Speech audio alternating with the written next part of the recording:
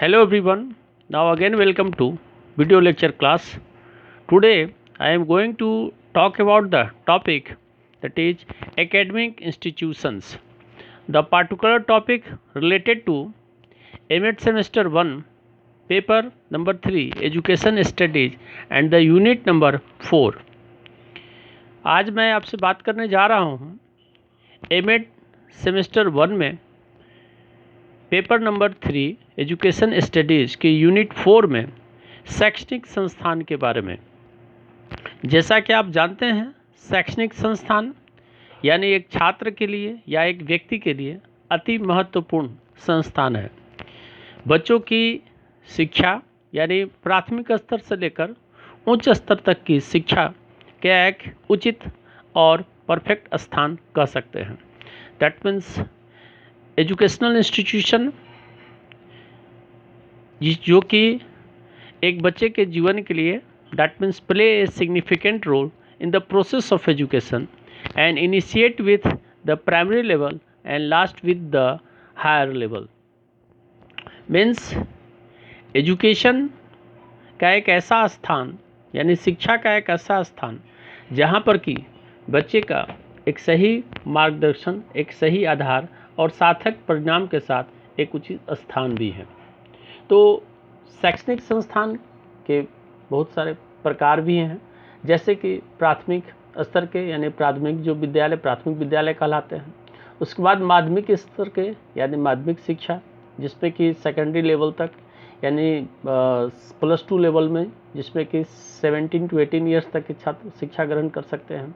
उसके बाद university level में या उच्च स्तर की शिक्षा, जिसमें कि छात्र कॉलेज लेवल की या वोकेशनल कुछ ट्रेनिंग या उसके अलावा और भी कुछ वैसे प्रोफेशनल डिग्री लेते हैं जो कि उनके जीवन के लिए फलदायी होता है, उपयोगी होता है। तो मैं इनकी भूमिका क्या है, भागीदारी क्या है, उसी के बारे में मैं अब आपको विस्तार से बताने जा रहा हूँ। Now again welcome to video lecture class MAT semester 1 paper 3 education studies. Now, academic institutions. Academic institutions is an educational institutions dedicated to education and years of high school or secondary school, normally taking pupils up to the age of 17 or 18. Next point, academic institutions is an educational institution dedicated to education and research which grants academic degrees. Now, types of academic institutions. Number 1, primary school institutions where children receive the first stage of compulsory education known as primary or elementary education. Now, second, secondary school institutions where the final stage of compulsory schooling known as secondary education takes place. It follows on from primary or elementary education. Number 3, advanced educational institutions also known as tertiary school or school of higher education. Tertiary education also referred to as third stage, third level or and post secondary education.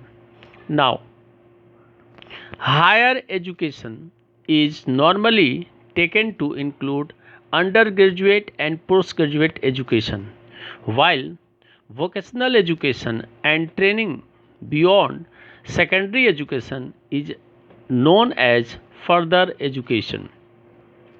On the basis of above discussion, today I have taken two examples of the teacher education institutions, that means related to teacher education.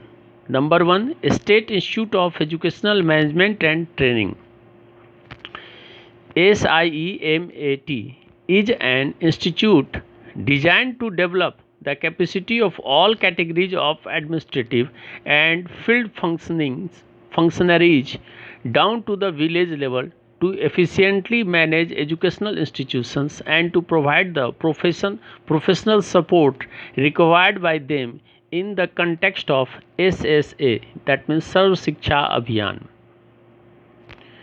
Now, role and involvement of the SIEMET CMAT may be as follows. Number 1, support to policy planning at the state level. Number 2, the institute may conduct research studies on various aspects including evaluation research of various programs.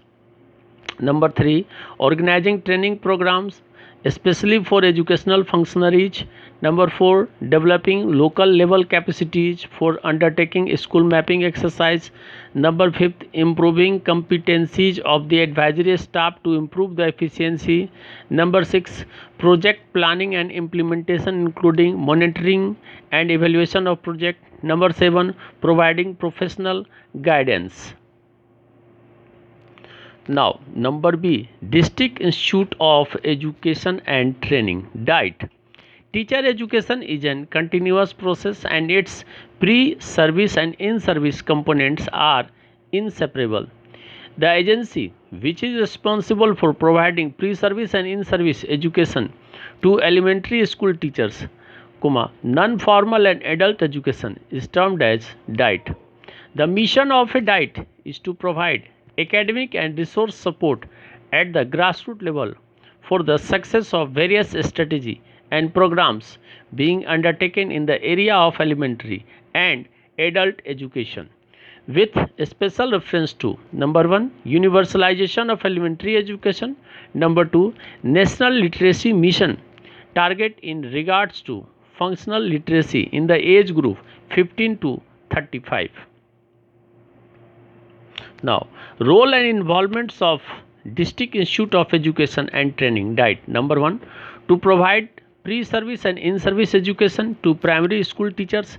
Number 2, provide induction education and continuing education to instructors and supervisors for non-formal adult education courses and programs.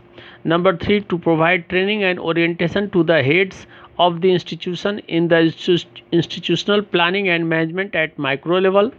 Number 4, to give orientation to community leaders, functionaries of voluntary organization and other who influence school education.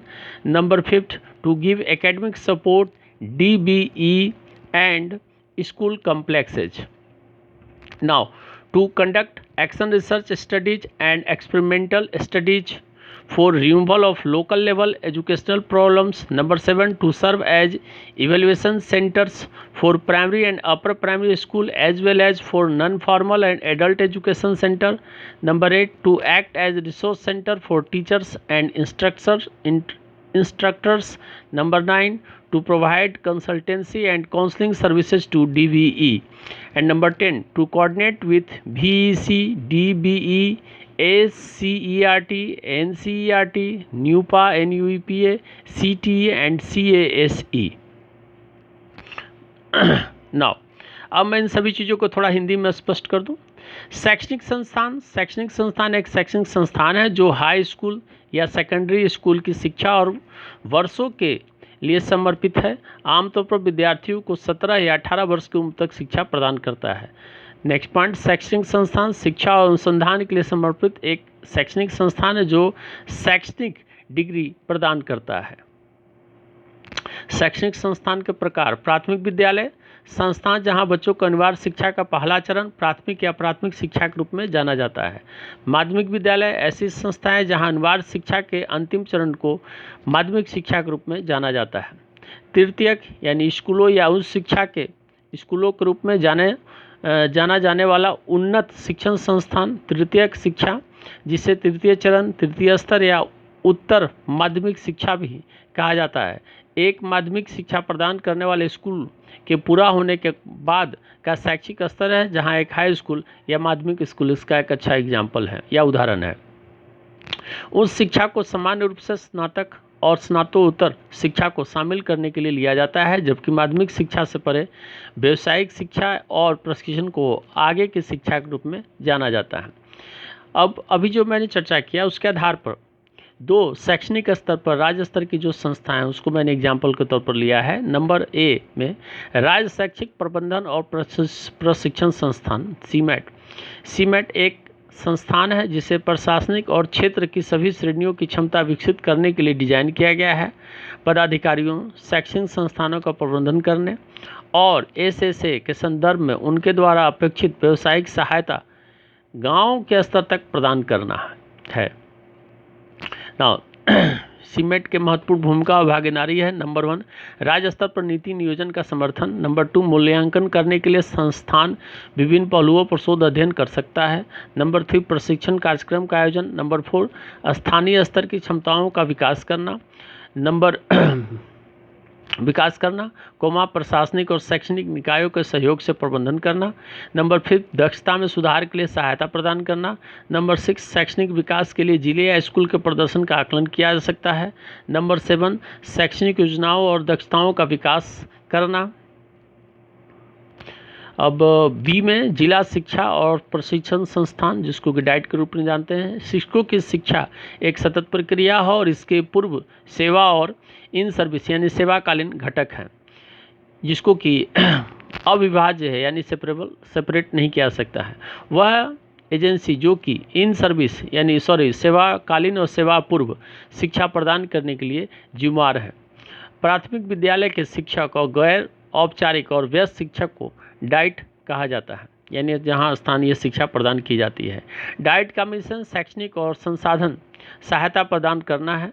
साथ ही साथ क्षेत्र में किए जा रहे विभिन्न रणनीतियों और कार्यक्रमों की सफलता के लिए जमीनी स्तर प्राथमिक और व्यस्त शिक्षा विशेष संदर्भ के आधार पर नंबर 1 प्राथमिक शिक्षा का सार्वभौमिकरण और दूसरा राष्ट्रीय साक्षरता मिशन लक्ष्य 15 आयु वर्ग के कार्यात्मक संबंध में 35 साल तक के यानी 15 से 35 साल तक के बच्चों के लिए राष्ट्रीय साक्षरता मिशन के तहत कार्यात्मक और साक्षात्मक मैंने साक्षरता के आधार पर शिक्षा प्रदान करना।